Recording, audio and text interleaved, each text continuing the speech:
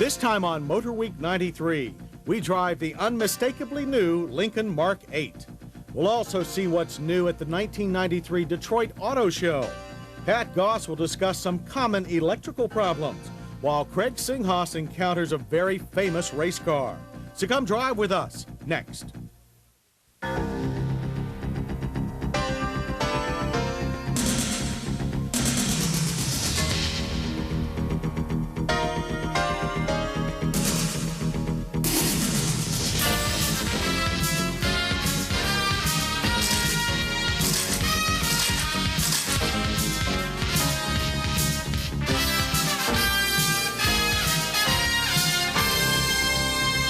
MotorWeek 93, television's automotive magazine. Your host for MotorWeek 93, John Davis. Well, hello and welcome again to MotorWeek 93. We're glad to have you with us. When Japanese automakers first hit the luxury car market, it seemed that the real losers weren't the German cars that the Japanese were aiming at. They were the American luxury machines like Lincoln and Cadillac. Their aging designs meant that they couldn't fall back on reputation like the Europeans could. So they reacted the way Americans always do when backed up against a wall. They fought back. The latest member of America's resurgent luxury class is this 93 Lincoln Mark VIII.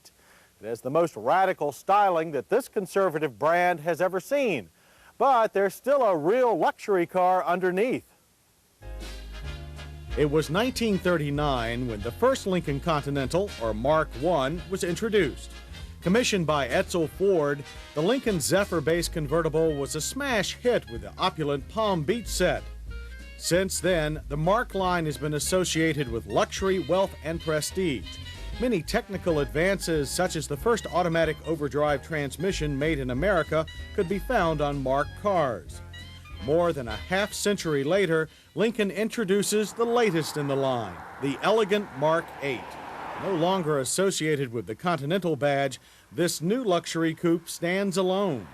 Based on a highly modified Thunderbird platform, the Mark VIII's contemporary lines look like anything but a Lincoln. But there are still some very traditional styling cues. The vertical chrome grille is flanked by some of the smallest profile headlights in the industry. They lean sharply towards the long, flowing hood line to a steeply raked windshield.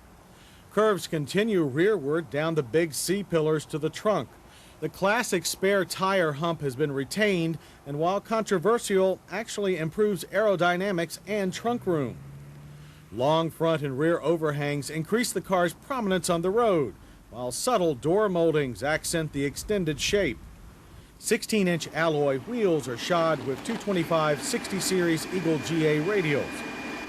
Mark's brand new all-aluminum 4-cam 32-valve V8 engine is the first of its kind to be mass-produced by Ford. The 4.6-liter motor pumps out 280 horsepower and 285 pound-feet of torque. That's 30% more than the 5-liter Mustang engine.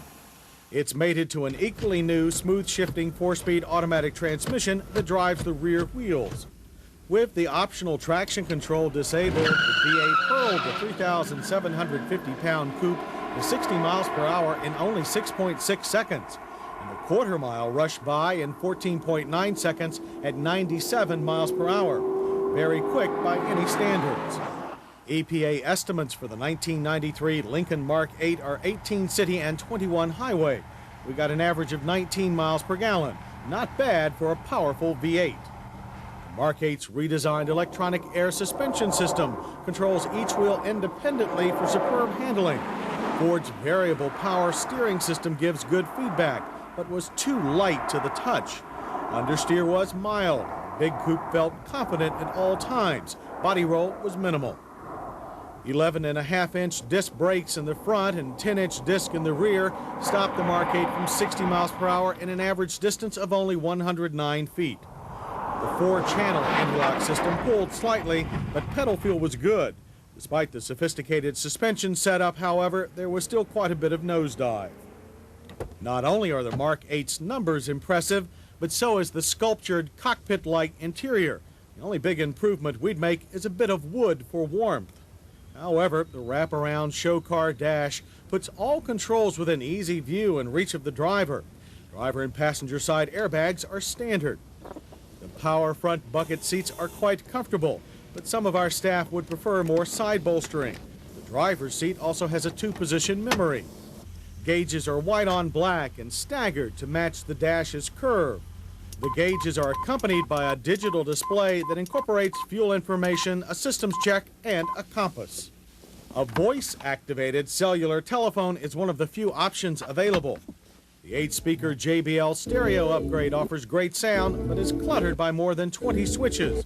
Our test model was equipped with an optional trunk-mounted CD changer. The CFC-free climate control system did a fine job of keeping the cockpit at a comfortable temperature. Few buttons here make it simple to use. There is room for 3 in the back seat, but we think 2 is plenty. The front passenger seat features an auto glide system that automatically moves it in and out of position for better rear seat access.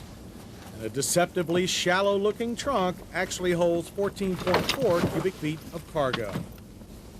Prices for the 1993 Lincoln Mark VIII start at $36,640.